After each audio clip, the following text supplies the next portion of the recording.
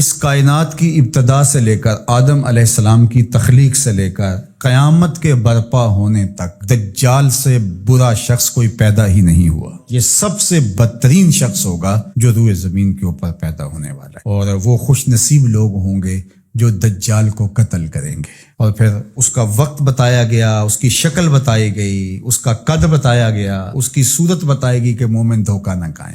حضور نے دجال کا نقشہ بیان کیا، ایک ایک چیز بیان کی دجال کی، چونکہ یہ سب سے بڑا فتنہ ہے اس کائنات کا۔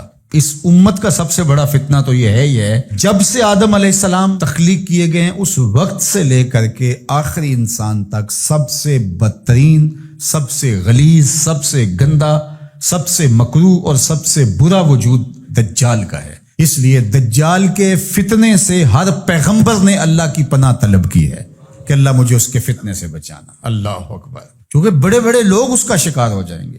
حضرت اسماء بنت یزید کہتی ہیں میں حضور کے گھر میں حاضر تھی اور ازواج مطہرات اور دیگر اہل خانہ بھی تھے کہ دجال کا تذکرہ چھڑا، تو اللہ کے محبوب نے ارشاد فرمایا جب دجال آئے گا تو اس کے آنے سے قبل جو 3 سال ہوں گے ان کی حضور نے ہیئت بیان فرمائی کہ آسمان تیسرا حصہ پانی کا روک لے گا، یعنی جتنی بارشیں برستی ہیں 2 حصے برسیں گی، 1 حصہ نہیں برسے گا، کم ہوگی بارش اس سال، اور زمین کی فصل بھی جتنی اگتی ہے اس کا تیسرا حصہ نہیں اگے گی، 2 حصے اگے گی۔ پھر اس کے بعد دوسرا سال آئے گا تو 2 حصے آسمان پانی روک لے گا اور زمین 2 حصے فصل روک لے گی۔ پھر تیسرا سال آئے گا تو 1 قطرہ بھی نہیں برسے گا اور زمین سے 1 دانہ بھی نہیں اگے گا، حتیٰ کہ کھروں والے جانور اور چرنے والے جانور اور کوہانوں والے جانور سارے کے سارے مر جائیں گے، یعنی اونٹ، بکریاں، گھوڑے سارے مر جائیں گے بھوک کی وجہ سے، قحط سالی کی وجہ سے۔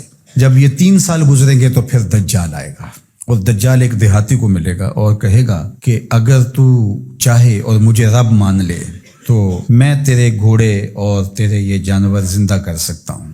وہ کہے گا کہ اگر ایسا ہو جائے تو بہت اچھا، تو وہ اشارہ کرے گا تو اس کی بکریاں، اس کی گائیں زندہ ہو کے اس کے ساتھ آ جائیں گی۔ شیطان اس شکل میں جو ہے وہ نمودار ہوگا تو اسے لگے گا کہ سب کچھ زندہ ہو گئے اور وہ اس پہ ایمان لے آئے گا۔ اس کے بعد پھر دوسرے دیہاتی کو ملے گا اور اس کو بھی یہی کہے گا، تو شیطان پھر اس کی بھیڑ بکریوں، اس کی گائے، اس کے اونٹ، ان کی شکل کے اندر ظہور پذیر ہو جائے گا، تو پھر اس کے پیچھے وہ بھی چل پڑے گا۔ یہ 2 چیزیں حضور نے بھی بیان کی تھی کہ حضور کو باہر کوئی کام پڑ گیا تو حضور یہیں چھوڑ کے بات تو باہر تشریف لے گئے۔ تھوڑی دیر کے بعد حضور جب واپس تشریف لائے تو حضرت اسماء بنت یزید اور گھر کی دیگر خواتین زاروں کے تار رو رہی تھی۔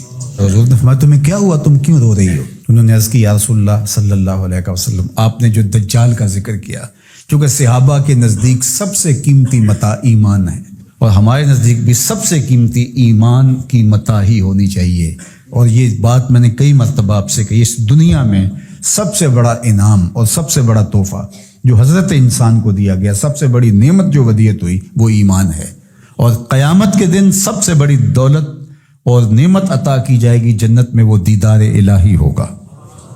جو یہاں ایمان سے محروم ہے وہ ہر خیر سے محروم ہے، اور جو ایمان کی دولت جس کے پاس ہے تو اگر اس کو دنیا کی کوئی چیز نہیں ملی تو وہ کنگال نہ سمجھے، چونکہ ایمان کی دولت اس کو نصیب ہے۔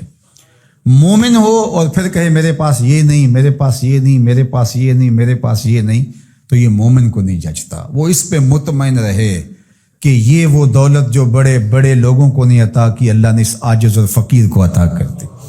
تو صحابہ تو شکریہ ادا کرتے تھے، اور جب سنا کہ ایسے ایمان سستے سودے میں گائے اور بکریوں کی بس چلا جائے گا تو صحابیات رونے لگیں، تو اللہ کے محبوب صلی اللہ علیہ وآلہ وسلم نے ارشاد فرمایا کہ اگر دجال میری موجودگی میں آ گیا فرمایا فکر نہ کرو میں نپٹ لوں گا، اور پھر آقا کریم نے ارشاد فرمایا کہ اگر میرے بعد آتا ہے تو پھر ہر مومن کا اللہ خلیفہ ہوگا، یعنی اللہ اس کی طرف سے اس کی حفاظت فرمائے گا۔